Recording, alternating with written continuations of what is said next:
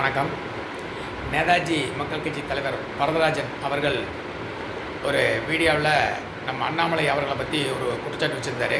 அது என்னன்னா, அண்ணாமலை அவர்கள் திமுக காரங்க கூட ரொம்ப நெருக்கமாக இருக்கிறதாகவும், கனிமொழி அவர்களுடைய பிஏ கூட ரொம்ப நெருக்கமாக இருக்கிறதாகவும், அவங்கக்கிட்டேருந்து ஒரு 2000 கோடி ரூபா இவர் வாங்கிட்டதாகவும், அந்த பணத்தை வச்சு கர்நாடகாவில் கம்பெனி ஆரம்பித்து அந்த கம்பெனிக்கு அண்ணாமலை அவர்களுடைய மனைவியை எம்டியாக போட்டுக்கிறதாகவும், தமிழகத்தில் ஏகப்பட்ட ப்ராப்பர்ட்டி வாங்கி போட்டுக்கிறதாகவும் ஒரு குற்றச்சாட்டை வச்சார்.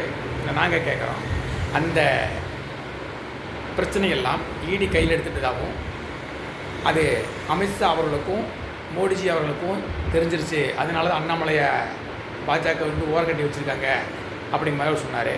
நாங்கள் கேட்குறோம், அண்ணாமலை அவர்கள் அரசாங்க ஒரு பதவியில் எதுலேயும் இல்லை, அரசியலையும் ஒரு வார்டு கவுன்சிலராக கூட இல்லை.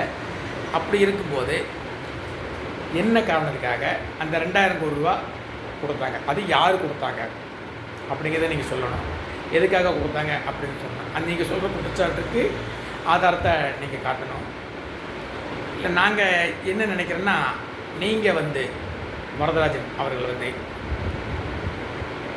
அண்ணாமலை அவருடைய நட்பெயருக்கு களங்கம் விளைவிப்பதற்காக அண்ணாமலைக்கு ஆகாதவர்கள், அது இப்போது சூழ்நிலை பார்த்தா திமுககாரர்களாக இருக்கலாம், அவங்கக்கிட்ட நீங்கள் காசை வாங்கிட்டு அவங்க மேலே ஒரு குற்றச்சாட்டு வைக்கிறீங்கன்னு நாங்கள் சொல்கிறோம். ஏன்னா அண்ணாமலை அவர்கள் ஒருத்தர் மேலே ஒரு குற்றச்சாட்டு வைக்கிறாங்கன்னா, அந்த குற்றச்சாட்டுக்கு உண்மையான ஆதாரத்தை கேள்வி வச்சுருப்பார். யார் ஆதாரம் கேட்டாலும் அந்த நிமிஷம் அந்த ஆதாரத்தை கொடுப்பார். அவர் குற்றச்சாட்டுக்கு ஆதாரத்தை கை நட்டுவார். அதனால் மேக்ஸிமம் அவர் 6 மேலே குற்றம் சுமத்தினாலும் எங்களுக்கு ஆதாரம் கொடுன்னு யாருமே கேட்கறதில்ல. ஏன்னா அவர் உண்மை தான் சொல்லுவார்.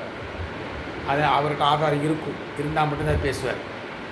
நீங்கள் தெரிஞ்சிருப்பீங்க, வாட்சுக்கு பில்லு கேட்ட ஒருத்தரோட நிலைமை என்னாச்சு நீங்கள் தெரிஞ்சிருப்பீங்க. இன்றைக்கி அண்ணாமலை அவர்கள் மேலே அவதூறு வழக்கப்பட்டார் ஒருத்தர், அவரோட நிலைமை என்னென்னு நீங்கள் உங்களுக்கு தெரியும். நீங்களும் மட்டும் இல்லை, தமிழக மக்கள் பார்த்துட்டு தான் இருக்காங்க. அதனால் தேவையில்லாத ஒரு குற்றச்சாட்டை, ஆதாரம் இல்லாத குற்றச்சாட்டை அவங்க வைக்காதீங்க. அப்படி அந்த குற்றச்சாட்டு உண்மையானா அதுக்குண்டான ஆதாரத்தை நீங்கள் காட்டுங்க.